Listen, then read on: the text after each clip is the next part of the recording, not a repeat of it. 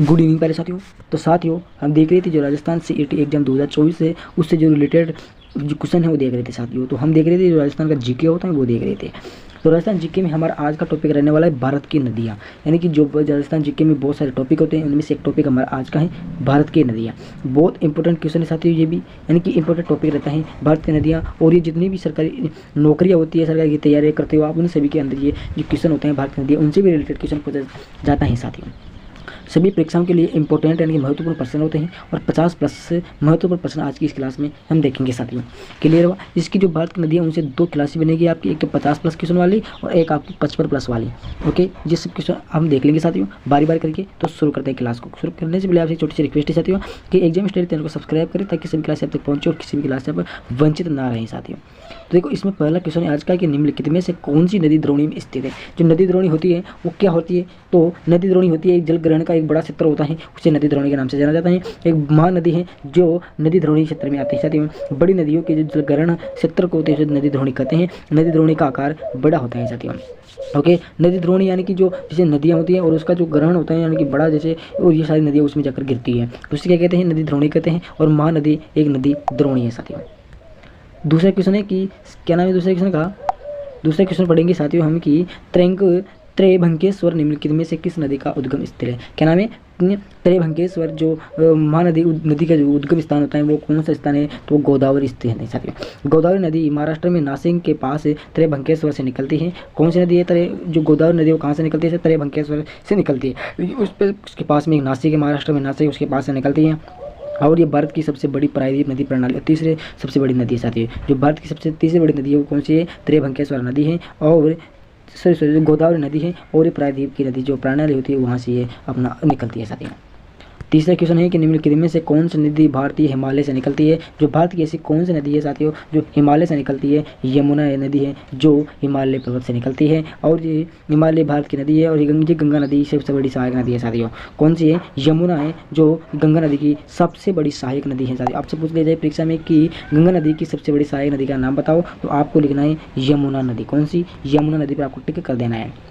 चौथा क्वेश्चन है कि जब नदी मैदानी क्षेत्र में प्रवेश करती है, यानी कि जो नदियाँ होती है वो मैदान की जो समतल मैदान उस मैदान में प्रवेश करती है तो वह मोड़दार मार्ग पर बहने लगती है। नदी के मोड़ों को क्या कहते हैं? विसर्प कहा जाता है। यानी कि जैसे समतल मैदान होता है तो ये इस प्रकार से जाती है लेकिन वो मोड़ इस प्रकार से बहने लगती है तो विसर्प यानी कि समतल होने के कारण वो अपना मोड़ धारण कर लेती है साथियों। जिस प्रकार ढलान होगी उसी तरह वो अपना बहाव तेजी से बढ़ाएगी साथियों। ओके, उसको कहते हैं विसर्प।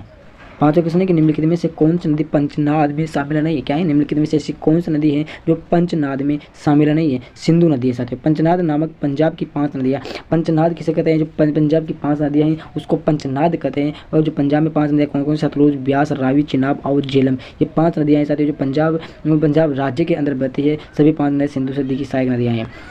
आपसे पूछ लीजिए पहला कि पंजाब में 5 नदियों को बहने वाले क्या कहते हैं? तो उसको पंचनाद कहते हैं। दूसरा है कि पंजाब में बहने वाली 5 नदियों के नाम लिखिए, तो उसको आपको लिख देना है सतलुज, ब्यास, रावी, चिनाब और झेलम। ये आपका दूसरा क्वेश्चन हो गया।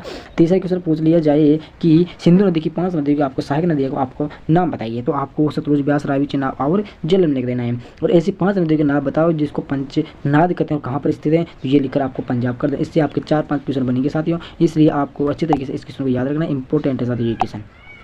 छठा क्वेश्चन है साथियों कि निम्नलिखित में से कौन सा पशु सुंदरवन डेल्टा में पाया जाता है? तो रॉयल बंगाल टाइगर एक ऐसा डेल्टा है साथियों जो सुंदरवन डेल्टा के अंदर पाया जाता है।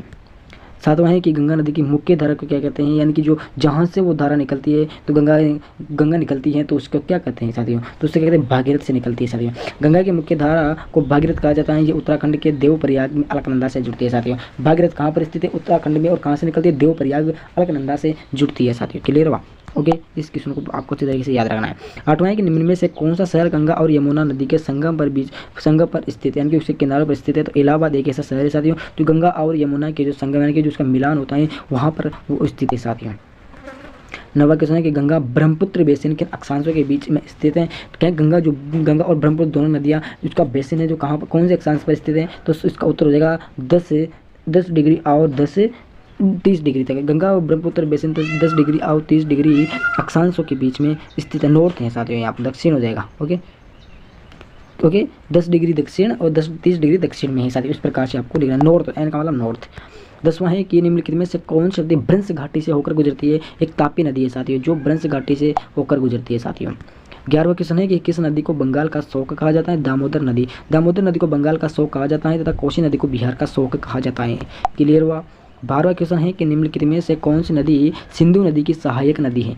नदी नहीं है। जो 4 दिए गए हैं उनमें से सिंधु नदी की 4 नदी क्या निम्नलिखित में से कौन सी नदी सिंधु नदी की सहायक नदी नहीं है? ओके, तो कोसी नदी है, नहीं है। कोसी नदी गंगा नदी की एक प्रमुख सहायक नदी। कोसी नदी किसकी सहायक नदी है साथियों? एक गंगा नदी है और उसकी सहायक नदी है गंगा नदी की सहायक नदी सिंधु हो जाएगी। कोसी नदी, सतलुज नदी, रावी नदी, ब्यास नदी, ये तीनों किसकी है साथियों? ये सिंधु नदी की एक सहायक नदी है साथियों। क्लियर हुआ? इसको आपको अच्छी तरीके से। और कोसी नदी किसकी है? ये गंगा नदी की एक प्रमुख सहायक नदी है साथियों। तीसरा 13वां क्वेश्चन है कि निम्नलिखित में से कौन सा नदी की लंबाई का सही क्रम है? जो 4 ऑप्शन दिए उनमें से नदियों का सही क्रम हो जाएगा गंगा, गोदावरी, कृष्ण, यमुना। सबसे फर्स्ट पे आ जाएगी, दूसरे पे आ जाएगी, तीसरे पे आ जाएगी, चौथे पे क्या लंबाई का सही क्रम। सबसे लंबी नदी पूछी जाए आपसे तो गंगा नदी करना ही है, यानी कि गंगा के बाद में सबसे दूसरी नदी तो गोदावरी, तीसरे नंबर पर कृष्णा, चौथे नंबर यमुना। सबसे बड़ी नदी है इसमें गंगा नदी। क्लियर हुआ? 14 क्वेश्चन है कि निम्नलिखित में से कौन सी कृष्णा नदी की सहायक नदी नहीं है? जो 4 ऑप्शन दिए गए उनमें से एक नदी ऐसी है जो सहायक कृष्णा नदी की नहीं है, तो वेना एक नदी ऐसी है जो सहायक कृष्णा नदी की सहायक नदी नहीं है। कोयना और घाटप्रदा और पंचगंगा ये किसकी है साथियों? कृष्णा नदी की एक सहायक नदी, ये नदियाँ हैं साथियों। 15वां है कि शोक, गिलगित और जास्कर किस की प्रमुख सहायक नदियाँ हैं? सिंधु नदी की क्या है? सहायक नदी है साथियों। आपसे पूछ लिया जाए कि सिंधु नदी की सहायक नदी का नाम भी नहीं है, तो शोक, गिलगित और जास्कर आपको लिख देना है। ओके, तो आपको इस पर ये लिख देना है। 15 क्वेश्चन कंप्लीट हो गए, देखेंगे 16वां क्वेश्चन। तो उत्तराखंड के पश्चिम गढ़वाल क्षेत्र में स्थित यमुना नदी के हेडवाटर्स के लिए एक प्रमुख वाटर शेड कौन सा है? क्या है? उत्तराखंड के जो पश्चिम के गढ़वाल क्षेत्र होता है, गढ़ियाल वाला क्षेत्र, तो उसमें यमुना नदी के जो हेड क्वार्टर्स होते हैं उनमें से एक प्रमुख वाटर शेड कौन सा है? तो हो जाएगा बंदरपूंछ ग्लेशियर। कौन सा? बंदरपूंछ ग्लेशियर रहेगा। बंदरपूंछ पश्चिम हिमालय की एक चोटी का नाम है। क्या है? जो पश्चिमी हिमालय है वहाँ पर एक चोटी और उसका नाम है बंदरपूंछ। यह चोटी भारत के उत्तराखंड राज्य में स्थित है साथियों। क्या है? जो ये चोटी हिमालय कहाँ पर स्थित? उत्तराखंड राज्य में है और वहाँ पर ये चोटी है। बंदरपूंछ कौन से राज्य में स्थित है? उत्तराखंड राज्य में। और कौन सी चोटी है? ये एक पश्चिम हिमालय की चोटी है साथियों। 17 क्वेश्चन है कि घाघर नदी का उद्गम स्थल भारत के किस राज्य में होता है? एक हिमालय प्रदेश है जहाँ पर घाघर नदी का उद्गम होता है मेरे साथियों। क्लियर हुआ? 18 क्वेश्चन है कि निम्नलिखित में से कौन भारतीय रेगिस्तान की एकमात्र बड़ी नदी है? रेगिस्तान की एक सबसे बड़ी नदी है और पहली नदी है तो लूनी नदी कहाँ पर बहती है? रेगिस्तान के अंदर बहती है। ये थार रेगिस्तान की सबसे बड़ी नदी है और वहाँ पर बहती है। अजमेर के पास अरावली रेंज की पुष्कर घाटी से निकलती है। कहाँ से निकलती है? पुष्कर घाटी से निकलती है। पुष्कर घाटी से निकलने वाली नदी का नाम बताना, लूनी नदी। लूनी नदी कहाँ पर बहती है? राजस्थान के अंदर बहती है साथियों। ओके, ये क्वेश्चन से 2-3 क्वेश्चन बनते हैं साथियों, घुमा फिरा कर। 19वां है कि निम्नलिखित में से भारत की कौन सी नदी बंगाल की खाड़ी में गिरती है? भारत की एक ऐसी नदी है जो बंगाल की खाड़ी में गिरती है। गोदावरी एक ऐसी नदी है साथियों जो बंगाल की खाड़ी में जाकर गिर जाती है। 20वां क्वेश्चन है कि दक्कन का पठार निम्नलिखित में से किस नदी के दक्षिण में स्थित है? क्या है? दक्कन का पठार है निम्नलिखित में से किस नदी के दक्षिण में स्थित है? नर्मदा नदी के दक्षिण। दक्कन का पठार एक बहुत ही बड़ा पठार है जो दक्षिण के भारत के अधिकांश भाग को कवर करता है। जो भारत का दक्षिणी भाग है उसको बहुत सारा भाग ऐसा है जिसको कौन सी नदी कवर करती है? नर्मदा नदी एक दक्कन का पठार कवर कर लेता है। दक्कन का पठार जिसे प्रायद्वीपीय पठार या महान प्रायद्वीपीय पठार के रूप में जाना जाता है, नर्मदा नदी के दक्षिण में स्थित है साथियों। ओके, नर्मदा नदी यदि यहाँ पर है तो दक्षिण में स्थित है साथियों। क्लियर हुआ? 21वां क्वेश्चन देखेंगे कि निम्न में से कौन सी नदी राजस्थान में सबसे बड़ा नदी क्षेत्र निर्मित करती है? एक लूनी नदी है साथियों जो बहुत बड़े भाग को कवर कर लेती है। जैसे ये लूनी नदी है तो ऐसे नहीं बहेगी, वो बहुत बड़े भाग है उसको कवर कर लेती है साथियों। 22वां क्वेश्चन देखेंगे कि निम्नलिखित में से किस प्रायद्वीपीय नदी में सबसे बड़ी जल निकासी घाटी बेसिन है? तो गोदावरी नदी है साथियों। कौन सी? गोदावरी नदी। 23वां क्वेश्चन है कि निम्नलिखित में से कौन सी नदी नेपाल हिमालय में निकलती है? तो घाघरा नदी है जो नेपाल हिमालय से निकलती है। क्लियर हुआ? घाघरा, गंडक और कोसी नदी नेपाल हिमालय से निकलती है। 3 नदियाँ हैं। कौन कौन सी हो जाएगी इसमें? घाघरा, गंडक और कोसी नदी जो कहाँ से निकलती है साथियों? नेपाल हिमालय से निकलती है। कहाँ से? नेपाल से निकलती है और वहाँ से कौन से स्थान से? तो वहाँ की जो हिमालय वहाँ से वो निकल जाती है साथियों। ओके, छोटी छोटी बातों को ध्यान में रखना है। चौथा क्वेश्चन है पहले साथियों कि भारत में किस स्थान पर यमुना नदी का संगम गंगा नदी के साथ होता है? यानी कि संगम का यानी कि मिलन कहाँ पर होता है? क्या मिलन? प्रयागराज उत्तर प्रदेश में होता है। भारत में किस स्थान पर यमुना नदी का संगम गंगा यानी कि यमुना नदी और गंगा नदी का संगम कहाँ पर होता है? जो प्रयागराज है उत्तर प्रदेश में, प्रयाग राज्य है साथियों। प्रयागराज क्या है? राज्य है, वहाँ पर उसका राज्य से जिला है मेरे हिसाब से, क्योंकि उत्तर प्रदेश राज्य है, उत्तर प्रदेश के अंदर प्रयागराज क्षेत्र स्थान है, वहाँ पर दोनों का मिलन हो जाता है। 25वां क्वेश्चन पहले साथियों के निम्नलिखित में से कौन सी सिंधु नदी की एक सहायक नदी है? नहीं है। निम्नलिखित में से सिंधु नदी की एक सहायक नदी नहीं है तो सोन नदी है। जो सिंधु नदी की सहायक नदी नहीं है, सोन नदी सोन नदी नहीं है, काबुल नदी, गिलगित नदी, शोक नदी, ये किसकी सहायक नदी है साथियों, मेरी प्यारे साथियों, इस सिंधु नदी की पहले सहायक नदी है। सोन नदी गंगा नदी की एक दक्षिणी सहायक नदी है। सोन नदी किसकी है, गंगा नदी की है। और आपसे पूछ लिया जाए कि कौन से क्षेत्र की है, किस देश की है, तो दक्षिणी सहायक नदी है, दक्षिण से बहने वाली नदी है ये सोन नदी। और किसकी सहायक नदी है, गंगा नदी की बिल्कुल सहायक नदी है साथियों। इंपॉर्टेंट क्वेश्चन, इन चीज़ को याद में रखना, सिंधु नदी की एक सहायक नदी नहीं है तो सोन नदी नहीं है। और सोन नदी किसकी सहायक नदी है, तो गंगा नदी की सहायक नदी है। कहाँ से निकलती है, तो दक्षिण से निकलती है और सिंधु नदी की सहायक नदी है। और सिंधु नदी की सहायक नदियाँ कौन कौन सी हैं, तो काबुल नदी और गिलगित नदी, शोक नदी, तीनों को आपको याद रखना है साथियों।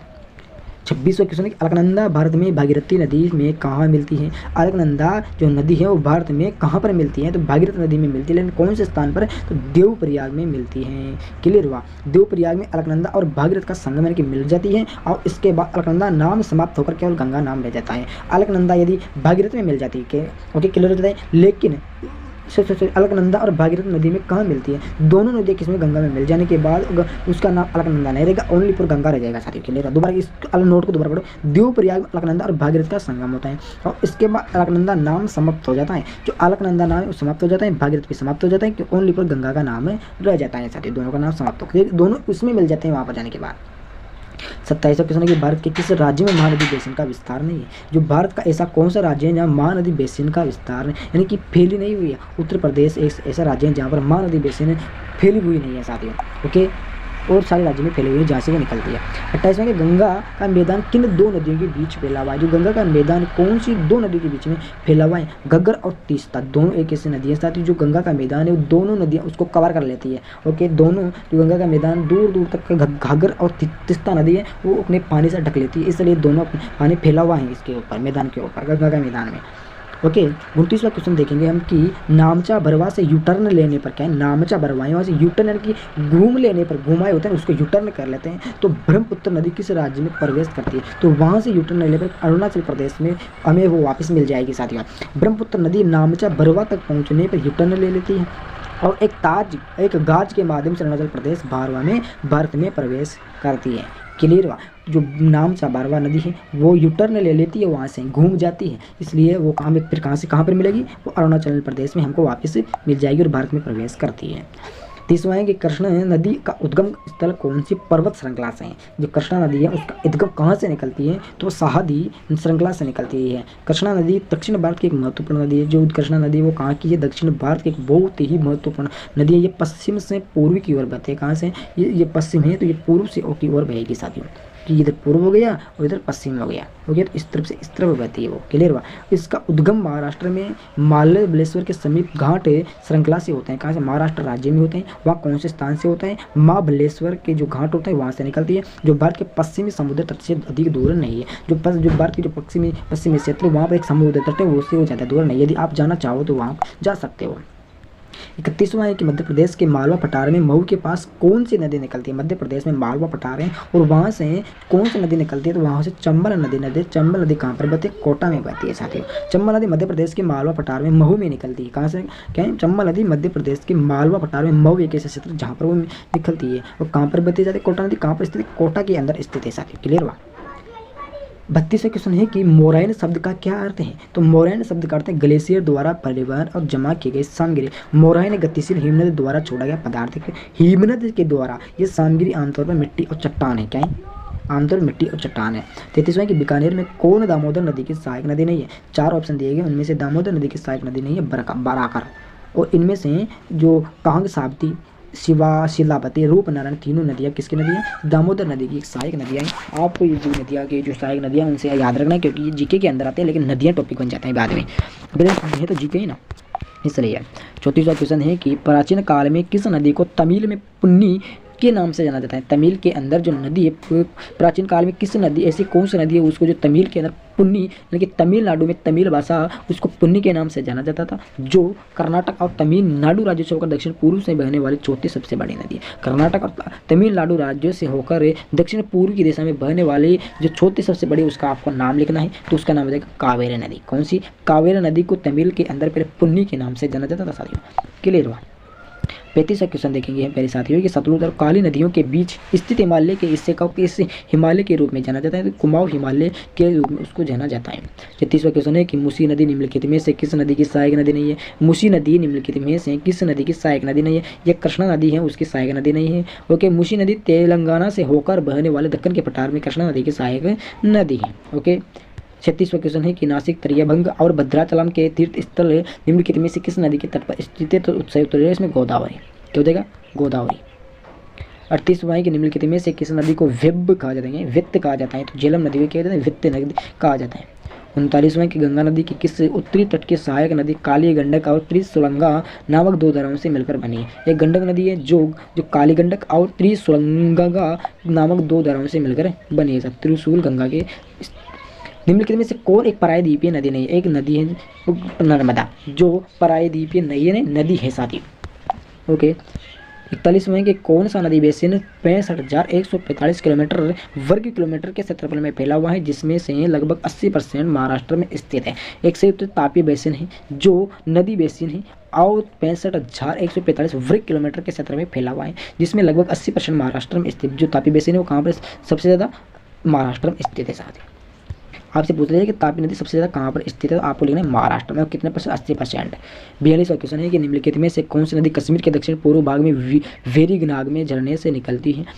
झेलम नदी। झेलम नदी कश्मीर के दक्षिण पूर्व भाग में वेरीनाग में एक झरने में निकलती है साथी। 43वां क्वेश्चन है कि निम्नलिखित में से कौन सी नदी पश्चिम बंगाल और सिक्किम दोनों राज्यों से होकर बहती है? तो तीस्ता नदी है, जो पश्चिम बंगाल और सिक्किम दोनों राज्यों से होकर बहती है।